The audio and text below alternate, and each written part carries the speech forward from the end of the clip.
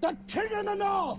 Dracarys. I will hurt you for this. I am the sword in the darkness. Lion doesn't concern himself with the opinions of the sheep. Let me give you some advice, bastard. Chaos isn't a pit. Chaos is a ladder. What is up, everybody? Jeremy Icenfire here, and welcome to the channel. The Dance of the Dragons was one of the bloodiest time periods in the history of Westeros, a Targaryen civil war between Aegon II and Princess Rhaenyra, which pitted brother against sister and dragon against dragon for control of the Iron Throne. A war of fire and blood that would echo throughout history for many years to come, one that would leave both sides decimated by war's end, and would ultimately lead to the beginning of the extinction of the dragons. But what if I told you this was not the first time the dragons have danced together, nor was it the first time the Targaryens fought a civil war for succession of the Iron Throne? Many years before Aegon II and Princess Rhaenyra would lock horns, there was another Targaryen civil war between two Targaryen princes, both vying for the throne, which would ultimately lead to the first Dance of the Dragons, which was not only the first time that we saw a dragon versus dragon battle in the history of Westeros, but the first time the world had seen a dragon versus dragon battle since the Doom of Valyria, when Prince Maegor Targaryen and his dragon Balerion the Black Dread would take flight against his nephew and heir to the throne, Aegon the Uncrowned, and his young dragon Quicksilver, culminating in a definitive battle beneath the God's Eye. The troubles that would eventually lead to the first Dance of the Dragons would begin many years prior during the reign of King Aenys I Targaryen, the brother of Maegor the Cruel and father to Aegon the Uncrowned. King Aenys I Targaryen was the firstborn son of Aegon the Conqueror, but he and his father had very little in common, so much to the point where many even doubted that Aenys was Aegon's son at all. So years later, when Aegon's second son was born, Maegor Targaryen, and was every bit the warrior that his father was, many believed that Maegor might make a better king than Aenys. And these fears were reinforced that much more during Aenys' reign, as he was proven to be very indecisive in the face of rebellion springing up throughout the realm. So ultimately, it was left to Maegor to deal with these threats when they arose.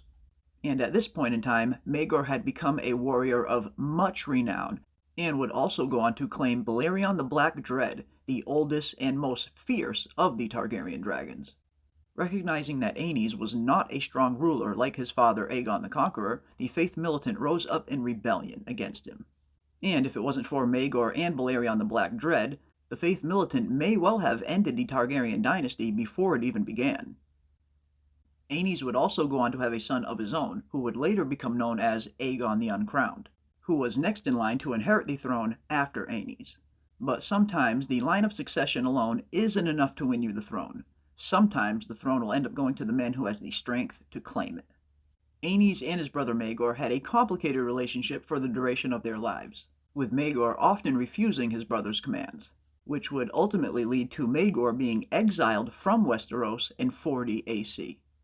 Then, 2 years later in 42 AC, King Aenys I Targaryen passed away on Dragonstone, bringing us to the beginning of the very first Dance of the Dragons. At the time of Aenys' death, his son and heir, Aegon the Uncrowned, was besieged at Crackhall Castle by thousands of poor fellows, a branch of small folk belonging to the Faith Militant, and was unable to come to King's Landing to press his claim. And with Maegor and Balerion still being in exile over in Pentos, he was unaware of Aenys' death.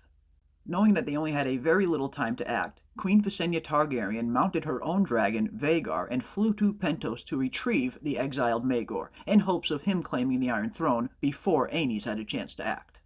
Then, at the tail end of 42 AC, Maegor and Balerion arrived back in Westeros, only to find that the Faith Militant were still in open rebellion against the crown.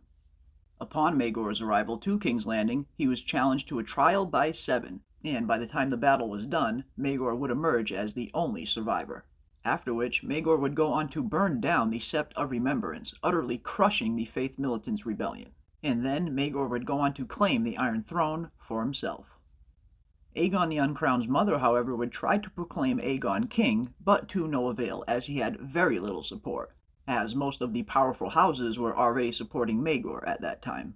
Due to Maegor's fierce reputation and Balerion the Black Dread, very few lords would risk going against him. Aegon, however, was determined to claim the throne that he thought was rightfully his.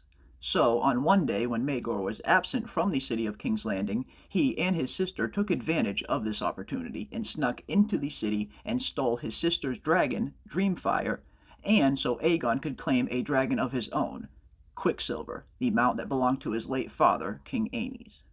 Now that they were armed with not only one, but two dragons, Aegon and his sister Rhaena returned to the Westerlands and to the Riverlands to try and gain support for their claim. And this time they were much more successful in gaining support now that they had access to dragons of their own. And by 43 AC, Rhaena and Aegon had gathered up to 15,000 troops and began their march south to King's Landing to confront Maegor. But Maegor was quickly made aware of Aegon's movements and began mustering his own forces in response. And just as Aegon was approaching the God's Eye, he saw one of Maegor's forces on the high ground blocking his path, followed by another group of forces approaching from the south, and saw the forces of House Tully and House Haraway approaching from the north. And Aegon, showing his inexperience, orders his men to attack the force ahead of him, hoping to break their lines before he is flanked on both sides. So Aegon quickly mounted his dragon Quicksilver to lead the attack himself.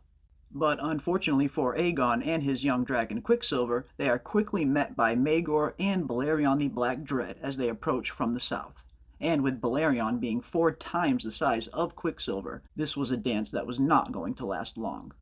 And in an instant, Maegor and Balerion the Black Dread fell upon Quicksilver from above and ripped a wing completely off the dragon's body, leaving the dragon and Aegon the Uncrowned falling to their death beneath the God's Eye, making this the first dragon battle since the Doom of Valyria, and Westeros' first Dance of the Dragons.